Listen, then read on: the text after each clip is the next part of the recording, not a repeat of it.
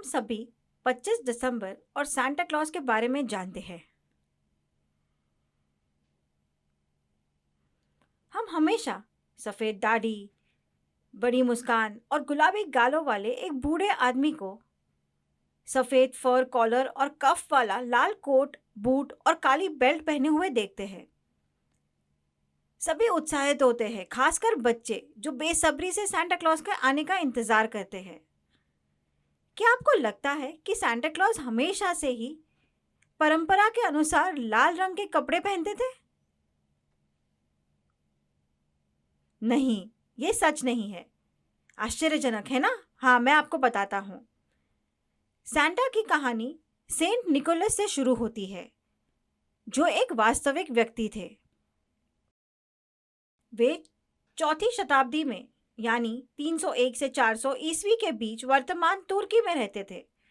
वे एक ईसाई बिशप थे जो गरीबों की मदद करने और बच्चों को चुपचाप गिफ्ट देने के लिए जाने जाते थे। बिशप होने के नाते वे चर्च के रोब्स पहनते थे और ये अक्सर लाल या गहरे रंग के होते थे, जैसा कि फोटो में दिखाया गया है। वह अपनी दयालुता, गरीबों की मदद करने और निस्वार्थ भाव से दान देने के लिए जाने जाते थे। चर्च में लाल रंग का बहुत महत्व था, क्योंकि ये दया, त्याग और नेतृत्व का प्रतीक था। लाल रंग का संबंध सांता क्लॉज से कैसे जुड़ा हुआ है? इसका पहला कारण सेंट निकोलस की कहानियों से था, जो पूरे यूरोप में फैलने लगी। विभिन्न देशों में सांता क्लॉज की कल्पना अपने अपने तरीके से की जाने लगी। नेदरलैंड और जर्मनी जैसे स्थानों में वो सिंटरक्लास के नाम से जाने जाते थे और उन्हें आमतौर पर लाल रंग के बिशप्स के रोब्स पहने हुए दिखाया जाता था। इंग्लैंड में लोग उन्हें फादर क्रिसमस कहते थे। आर्टिस्ट के अनुसार वह कभी हरे, कभी भूरे या कभी लाल रंग के रोब्स पहने हुए दिखते थे। ये लोगों की कल्पना के अनुसार बदलता रहा।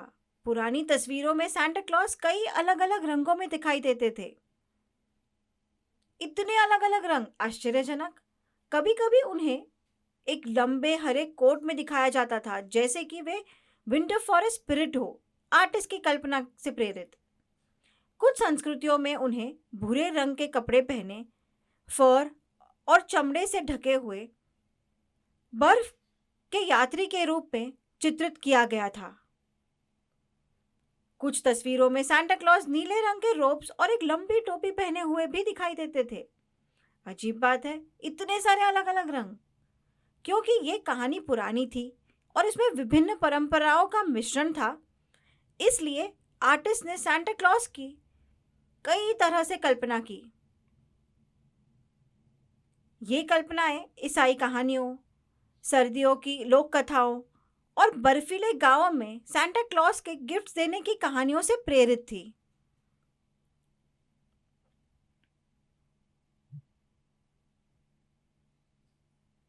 इसलिए सांता क्लॉज का रूप हर जगह एक जैसा नहीं था। 1800 के दशक की शुरुआत में चीजें बदलने लगी। 1823 में a visit from Saint Nicholas नामक एक प्रसिद्ध कविता प्रकाशित हुई।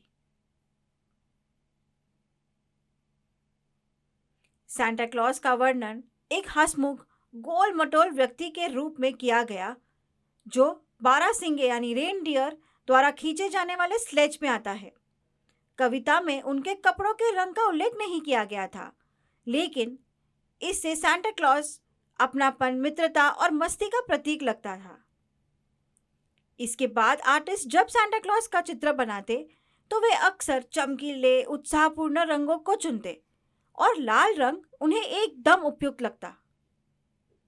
1800 के दशक के अंत में थॉमस नेस्ट नामक कलाकार ने मैगजीन्स में प्रकाशित अपने चित्रों के माध्यम से सांता क्लॉज के उस स्वरूप को आकार देने में मदद की जिसे हम आज देखते हैं।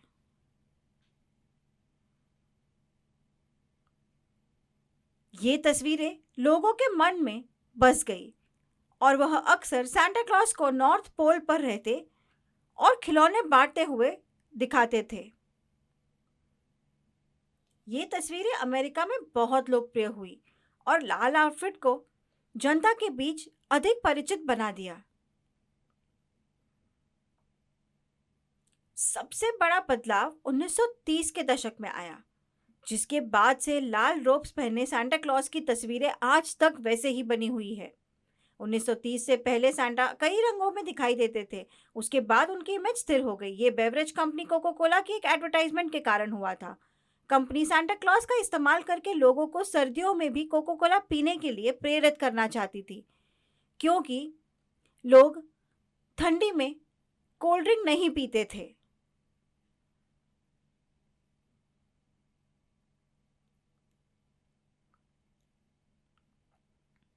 दोनों के रंग आपस में मेल खाते थे।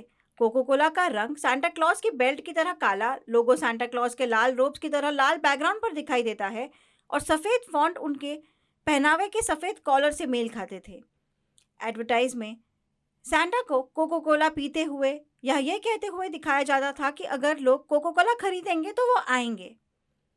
ये कारगर साबित हुआ और लोग कोको कोला खरीदने लगे और रंग भी एकदम मेल खाते थे। तब से लेकर आज तक सांता क्लॉज की उस इमेज का उपयोग किया जा रहा है।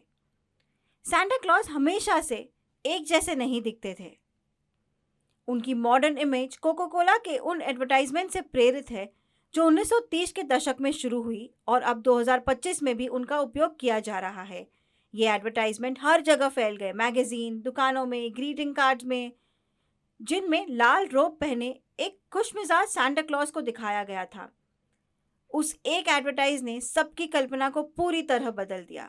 आश्चर्यजनक और रोमांचक है ना? ISH न्यूज़ टीम की ओर से आप सभी को मेरी क्रिसमस।